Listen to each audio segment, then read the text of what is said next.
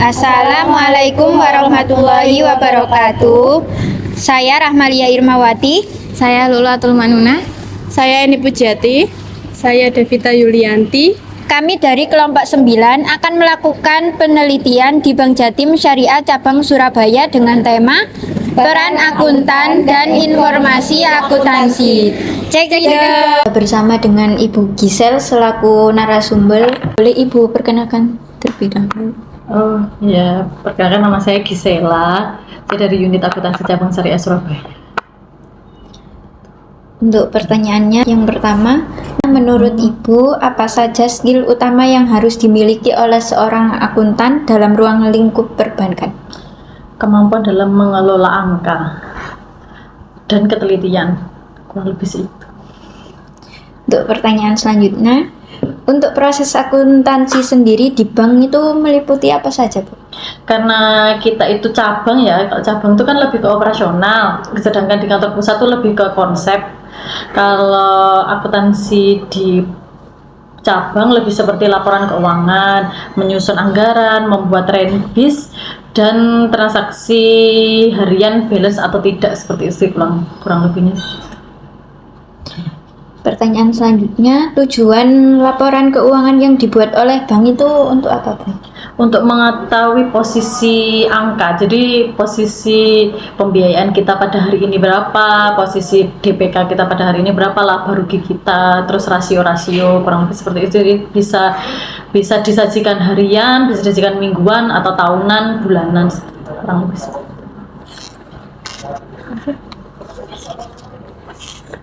Lalu untuk soal selanjutnya, apa yang dimaksud dengan audit keuangan dan mengapa audit ini diperlukan dalam dunia perbankan?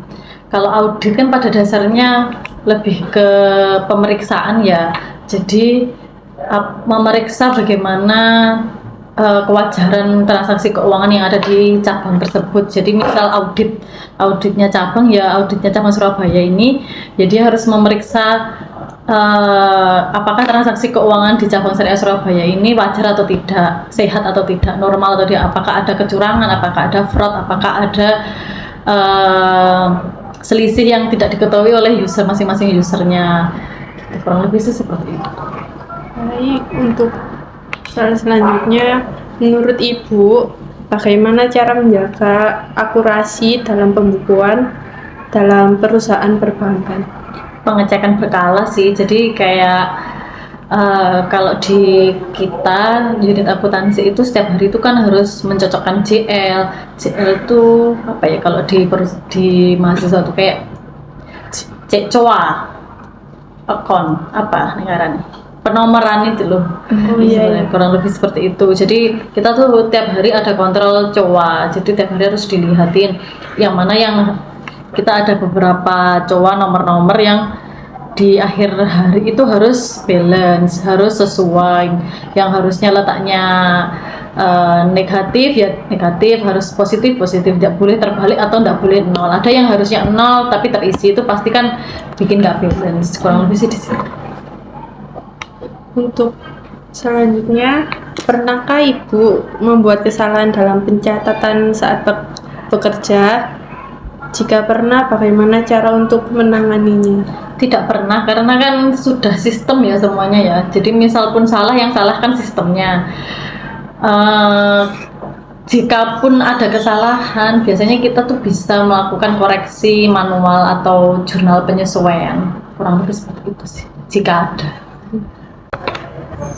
Soal selanjutnya, bagaimana akuntan dapat membantu perusahaan dalam membuat keputusan strategis berdasarkan data keuangan? Kalau akuntansi itu biasanya memang dimintai pendapat PC, teman-teman bisnis itu dalam misal ya dari rasio, misal mau ekspansi DPK nih. Kalau DPK kan kita pasti ngeluarin biaya bagi hasil.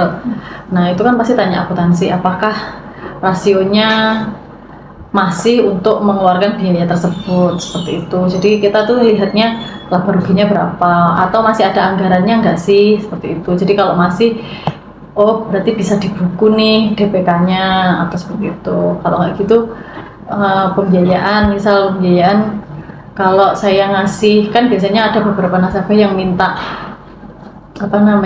spesial seperti itu, spesial rate atau gimana seperti Winsa itu kan, nah itu kan harus dilihat dari sisi akuntansinya juga, apakah dengan pendapatan seperti itu sesuai dengan portofolio kita atau keuangan kita pada saat ini atau tidak.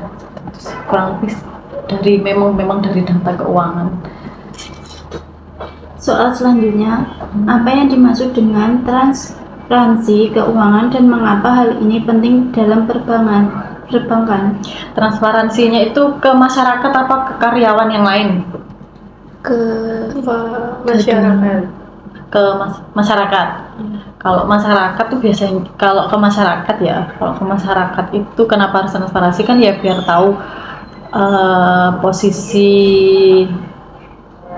perkembangan bisnis sih lebihnya. Jadi biasanya sih di Infobank, di majalah itu sih, kalau nggak gitu di websitenya Bank Jatim itu ada kurang lebih paling yang ditampilkan kan aset, pembiayaan seperti itu sih. Jadi tumbuh atau tidaknya perbankan, informasi itu sih pengen menunjukkan perkembangan dari perusahaan tersebut.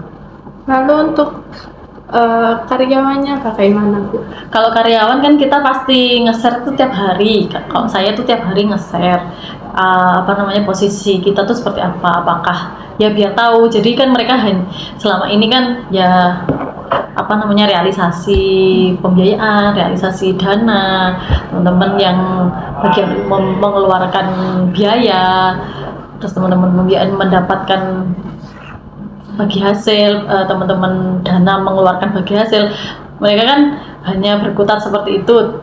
Nah jadi kita saling melengkapi lah, teman-teman yang fokus nyari itu, teman-teman supporting seperti akuntansi ini yang ngolah datanya. Jadi hasil dari teman-teman gerilya itu apa lah, itu dibukukan dari situ lah. Itu tiap hari itu ada potretnya. Jadi teman-teman tahu, oh kemarin aku habis real segini, akhirnya kan ketahuan, oh jadi sekarang posisi pembiayaanku sekian, berarti cabang ini kurang berapa sih biar melampaui target, atau oh laba kita tuh ternyata sekarang segini, oh berarti masih kurang sekian untuk menuju ke pencapaian target Desember atau target bulanan, kurang lebih.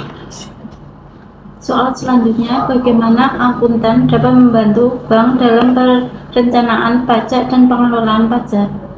Kalau di cabang itu nggak terlalu terlibat dalam operasional pajak, lebih banyaknya sih di kantor pusat ya kalau untuk pajak. Tapi intinya sih akuntan itu mengontrol JL pajak harus nol. Intinya tiap bulan harus dibayarkan pajak, itu aja sih. Lebih ke situ kalau di cabang, mengontrol cowok-cowok yang sudah diisi oleh teman-teman umum, teman-teman dana, kan ada pajak tabungan, ada pajak biaya-biaya atau tukang-tukang yang ngerjain itu kan ada pajaknya juga, itu setiap bulan harus disetorkan ke kantor pajak gitu. Itu kalau akuntansi di cabang hanya supaya kita ini aja kontrol kalau cowok itu harus nol di bulan ini, jadi harus terbayar. Itu aja sih kalau untuk cabang ya. Kalau kantor pusat lebih kompleks lagi sih dalam penghitungan pajaknya.